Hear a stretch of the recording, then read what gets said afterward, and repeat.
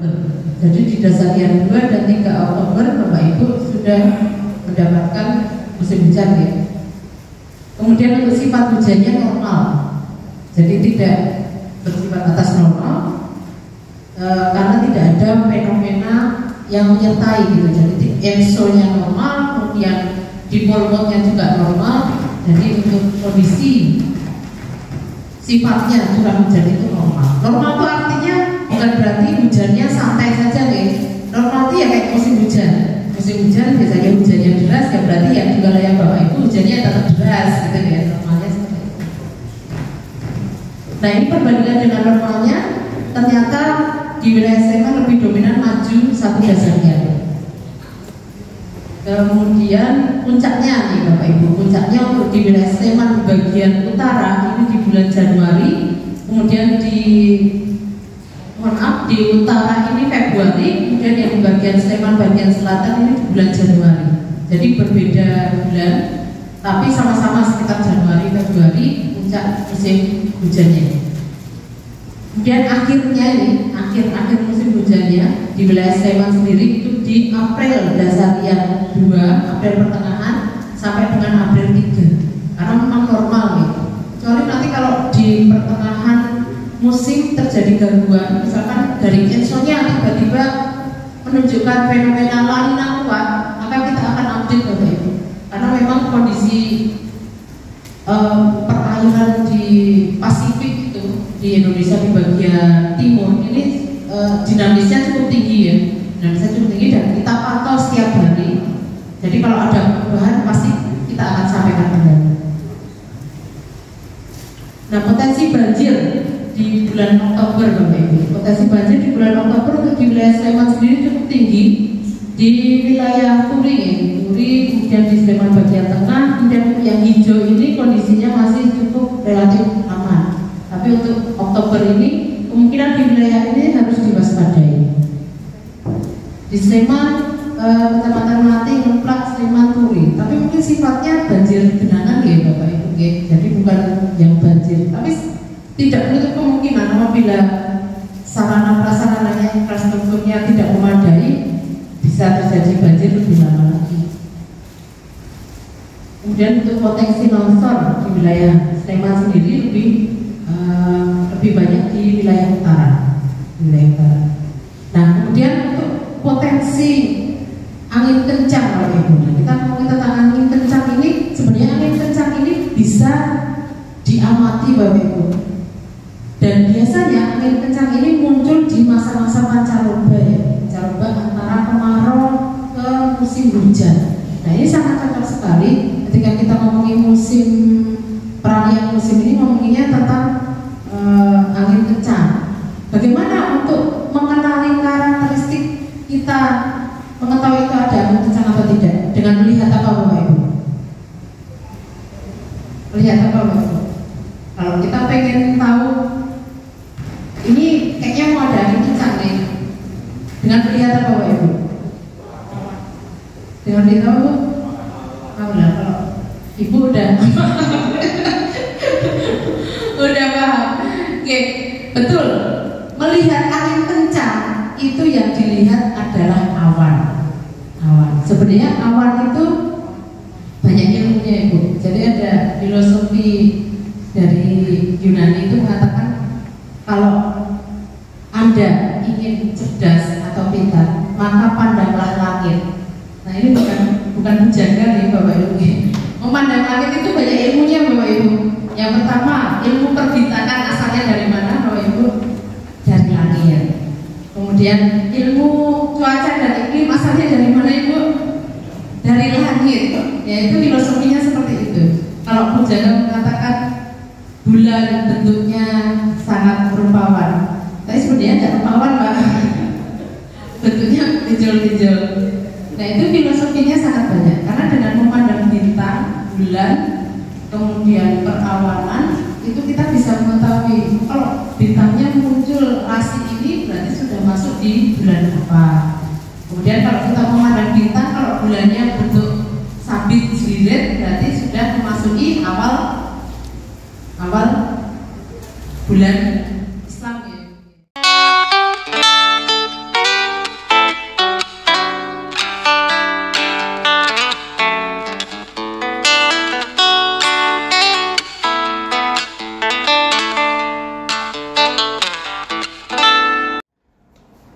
pemirsa New KNI TV dimanapun Anda berada. Saat ini saya pengasuh channel New KNI TV. Lewat smartphone Anda ingin berinteraksi dengan Anda semua terkait situasi pergantian musim dan prediksi di bulan September-Oktober terjadi cuaca ekstrim. Seperti apa situasinya? Saya saat ini sedang bersama dengan Kepala Badan Penanggulangan Bencana Daerah Kabupaten Sleman, Raden Haris Martopo. Cuaca ekstrem itu seperti angin kencang, puting beliung, juga bencana banjir. Update terkini dari BPTKG, kubah lava di puncak Gunung Merapi saat ini mencapai 4 juta meter kubik lebih di sisi barat dan 2 juta meter kubik di sisi tengah. Oleh karena itu, seperti apa kontingensinya? Saya mohon penjelasan kepada Kepala BPBD Kabupaten Sleman. Monggo Bapak Haris. Terima kasih para pemirsa yang kami hormati. Jadi di Kabupaten Sleman ini wilayahnya itu sangat kompleks untuk kebencanaan. Di sebelah utara kita punya Gunung Merapi, kemudian di sebelah timur kita punya pegunungan di Prambanan, kemudian di wilayah aglomerasi di tengah itu hamparan, kemudian di sebelah barat itu juga daerah pertanian yang dimana tumbuhan atau kemudian tanaman-tanaman besar itu sangat kompleks kan gitu. Nah, tadi saya sampaikan di dalam prolog bahwa memang ada beberapa yang perlu kita waspadai bersama-sama. Jadi kalau untuk Gunung Merapi kita dengan BPPTK itu selalu berkoordinasi setiap hari, kemudian selalu diberikan informasi yang up to date sehingga pada masyarakat bisa mengikuti untuk perkembangan Gunung Merapi di webnya BPPTKG itu. Nah, silakan bisa mengakses ke sana. Kami pun juga mengikuti perkembangan yang ada di sana. Nah, khusus untuk di Kabupaten Sleman memang berkaitan dengan Gunung Merapi, kita perlu waspadai dan selalu kita himbau kepada masyarakat yang ada di lereng Merapi sisi selatan, ini terutama yang ada di sekitar Kaliurang, kemudian yang ada di sebelah baratnya sampai ke daerah Turi, karena magma yang keluar dari Merapi itu luncurannya ke arah barat, ke kali Sat, kemudian juga ada yang sebagian ke Boyong dan sebagainya. Nah, kalau kita lihat memang di daerah kita itu yang perlu kita waspadai adalah, mudah-mudahan tidak terjadi, tetapi memang perlu kita waspadai adalah terjadi akumulasi untuk timbunan dari lava itu. Tetapi kemarin saya juga baru saja dengan Pak Kepala Balai, beliau mengatakan bahwa pada saat ini masih sangat aman untuk di daerah kita, tetapi tentu kewaspadaan tetap harus, itu terutama yang ada di daerah Kaliurang ke barat. Dan itu karena memang magma yang keluar itu salah satu yang sekarang aktif itu ada yang sebelah barat tersebut itu. Sehingga di daerah Turgo itu yang paling utama, itu jarak luncurnya kalau misalnya terjadi sesuatu diperkirakan kurang lebih sekitar 5 kilo, sehingga batasnya ya sekitar Turgo itu gitu. Mungkin dari BPBD Kabupaten Sleman, langkah apa yang digunakan untuk mengurangi resiko bencana seperti yang tadi pas di ruangan tadi angin ribut mungkin ya. Jadi kalau untuk yang kaitan dengan ini Pak, itu kan kita selalu update untuk informasi sehingga masyarakat selalu kami mohonkan juga mengikuti perkembangannya. Sisi yang lain, kita kan juga selalu berkoordinasi dengan kelurahan, kemudian Kapanewon, tokoh-tokoh masyarakat yang ada di daerah tersebut, sehingga lewat Pak Jogoboyo dan yang lain ini kita minta masyarakat tidak melakukan aktivitas di wilayah-wilayah yang memang tidak diperbolehkan. Kemudian juga teman-teman yang ada di sana juga sudah banyak relawan-relawan, kelompok-kelompok relawan. Kita juga ada sekitar 73 di seluruh Kabupaten Sleman ini untuk kelompok relawannya. Terbesar memang ada di sekitar Gunung Merapi, sehingga tentu begitu ada informasi terbaru dan kira-kira nanti akan membahayakan, pergerakan dari teman-teman relawan TRC, Puscalop, kemudian dengan Pak Joko Boyo dan yang lain, ini sudah kita lakukan simulasi-simulasi itu, sehingga harapan kami memang masyarakat bisa disiplin untuk tidak masuk ke area-area yang memang tidak diperbolehkan itu. Kemudian untuk yang masyarakat yang ada di batas antara boleh dan tidak dan sebagainya, ini yang sangat-sangat perlu memang harus selalu ekstra waspada kan itu ya. Kemudian dari masyarakat yang di sekitar itu juga sudah dibekali dengan bagaimana kalau misalnya terjadi bencana dan sebagainya, maka mulai dari parkir pun misalnya kita punya kendaraan itu juga sudah diarahkan untuk menuju keluar, jadi tidak istilahnya bokongi dan sebagainya. Itu dalam arti sekarang sudah ada warning mungkin penambangan sampai berapa kilometer, Pak? Kalau penambangan untuk yang di wilayah Sleman, penambangan secara resmi kan tidak ada, Pak, kita. Yang adanya di Magelang kan gitu. Gitu. Jadi, kemudian peralatan itu juga kita pasang di Sabuk Merapi ini, itu early warning sistemnya kita kan gitu, dan itu juga dijaga juga 24 jam, dan kita pastikan alat-alat itu bekerja dengan baik, termasuk untuk pengamatan kita juga bekerja sama dengan institusi yang lain juga itu. Mungkin pemetaan dari rawan bencana, Pak? Iya, secara keseluruhan. Kalau secara keseluruhan ada, termasuk yang ini tadi kita baru saja bersama-sama itu yang berkaitan dengan persiapan atau penyusunan rencana kontingensi, khusus kalau yang ini tadi adalah kontingensi ekstrim untuk cuaca ekstrim. Cuaca ekstrim ya. Iya, cuaca ekstrim. Karena misalnya yang cuaca ekstrim 3 tahun terakhir ini di wilayah Kabupaten Sleman kan kemudian ada kerusakan-kerusakan yang diakibatkan karena angin kan gitu sih. Nah, oleh sebab itu ini kita bekerja sama dengan BNPB itu membuat dokumen untuk rencana kontingensi cuaca ekstrim angin gitu. Nah, ada beberapa kapanewon menurut data yang ada dan sebagainya yang perlu kemudian kita waspadai, terutama ada 3 kapanewon, itu Pakem, Cangkringan, dan Prambanan. Jadi konkretnya angin itu ada 2 yang bisa membahayakan, yaitu yang kalau bahasa Jawanya itu angin ini yang muser itu apa namanya? Puting beliung. Ya. Puting beliung itu karena nanti akan mencabut bahkan akar-akarnya di bawah ke atas. Durasinya tidak lama, hanya kurang lebih sekitar 1 menitan ya paling lama itu. Tetapi kerusakannya luar biasa. Nah, ini yang kemudian kita mitigasi bersama-sama. Kemudian yang kedua adalah angin yang di atasnya. Jadi ini angin yang ribut itu ya. Jadi angin kencang. Nah, angin yang kencang ini yang kemudian 2-3 tahun terakhir ini ada di beberapa lokasi, tidak hanya di 3 kapanewon itu. Di wilayah barat misalnya di Segan itu kemarin yang paling banyak kan gitu. Kemudian Tempel juga, Minggir. Nah, Minggir itu juga gitu. Ini angin yang tadi jadi angin kencang kan gitu. Nah, makanya ini kita buatkan dokumen, kita peta bersama-sama. Makanya kita melibatkan seluruh unsur yang ada kan gitu. Unsur dari instansi terutama yang memiliki data dan ketugasannya, misalnya BNPB ini tadi kita minta untuk menjadi narasumber, kemudian BMKG dan gitu. Jadi ternyata ada beberapa informasi juga berkaitan dengan BMKG ini. Kemudian juga dari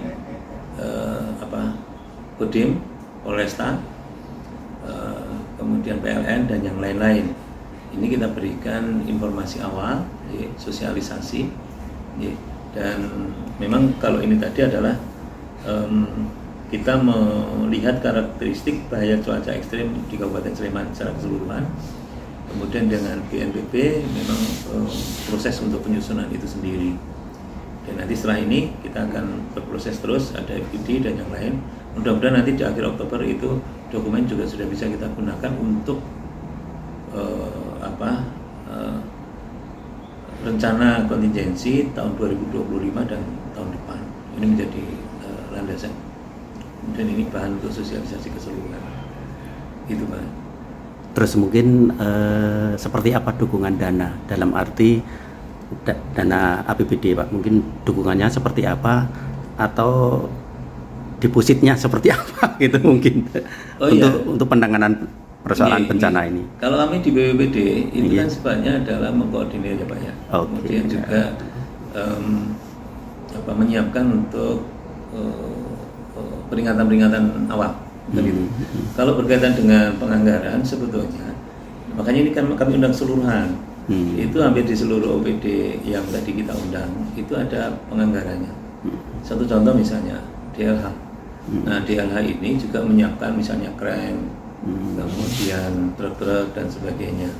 Sehingga nanti kalau misalnya terjadi, mudah-mudahan tidak ya, terjadi misalnya angin ribut tadi, kemudian banyak pohon-pohon yang tumbang dan sebagainya, maka salah satu yang kemudian menjadi tim kita itu adalah dari DLH, karena di sana peralatannya juga komplit kan gitu. Nah itu salah satunya. Yang lain juga dari kepolisian, kemudian dari Kodim dan sebagainya, itu tenaganya juga untuk bantuan kebencanaan itu besar kan itu. Tentu ini di instansi-instansi sudah ada penganggarannya untuk itu juga. Sehingga tidak semuanya ada di kami, karena kami kalau misalnya mengandalkan dari BPBD itu kejangkauannya itu ini yang kemudian nanti menghambat. Makanya sesuai dengan fungsinya atau porsinya masing-masing itu melekat kepada instansi-instansi. Ini tadi kami juga mohon dengan PLN juga, karena ini kan sudah masuk di pancaroba, sudah akan musim hujan, sehingga harapan kami nanti dengan PLN juga bisa memberikan edukasi kepada masyarakat, sekaligus nanti jalur-jalur PLN itu juga diamankan dari pohon-pohon yang tinggi, pohon-pohon yang tinggi, bahkan yang sekiranya nanti kalau misalnya ada sesuatu itu bisa ini ke tiang-tiang atau kabel-kabel PLN dan sebagainya. Itu sehingga istilahnya kita keroyokan bersama-sama Pak kalau sudah kayak jadi gini. BPBD sebagai apa ya, jirigen orkestra tadi semacam itu. Mungkin yang terakhir Pak, himbauan kepada masyarakat luas khususnya Kabupaten Sleman terkait menghadapi cuaca ekstrim seperti yang terdekat cuaca ekstrim ini aja. Yang terdekat ini kita sudah memasuki pancaroba, kemudian dasarian kedua dari September ini sudah masuk di musim hujan. Dan kami menghimbau kepada seluruh masyarakat yang terutama yang memiliki pohon-pohon yang sudah tinggi atau di batas kewajaran dan sebagainya, untuk bisa kemudian dipangkas kan gitu ya, dipangkas. Karena nanti kalau ini hujan deras, kemudian juga apalagi nanti dengan angin, tentu akan membahayakan untuk semuanya, termasuk lingkungan dari Bapak Ibu semua, sehingga kami berharap ini bisa kemudian dipangkas kan gitu ya untuk pohon-pohon. Selanjutnya juga kewaspadaan yang lain adalah masyarakat yang ada di tepi-tepi sungai dan sebagainya, gitu. Itu juga kami mohon juga bantuannya juga, sampah sampah mungkin yang ada di selokan, Yangkot dan sebagainya. Ayo ini karena ini milik kita, kemudian di wilayah kita, kemudian kita nanti kalau ada apa yang merasakan, maka kami mohon kepada masyarakat dan juga tokoh-tokoh yang ada di sekitarnya itu bisa menggerakkan untuk kerja bakti bersama-sama kan itu ya, untuk kemudian biar nanti normal kembali. Kadang-kadang selokan-selokan kecil itu ketika pampet akan menimbulkan lubera di luar Pak, di jalan misalnya, dan itu akumulasinya nanti tentu akan sangat besar dan itu makanya mulai dari diri kita sendiri untuk bisa ikut menangani berkaitan hal yang semacam ini. Sementara untuk yang ada di sekitar wilayah Gunung Merapi itu kami juga mohon selalu update informasi-informasi yang disampaikan oleh pemerintah dan khususnya dari BPBD untuk bisa melihat di webnya. Kemudian untuk yang di wilayah timur di Prambanan, karena di wilayah pegunungan ini juga rawan longsor. Iya, karakteristiknya batuan di sana itu adalah batuan pecahan gitu ya.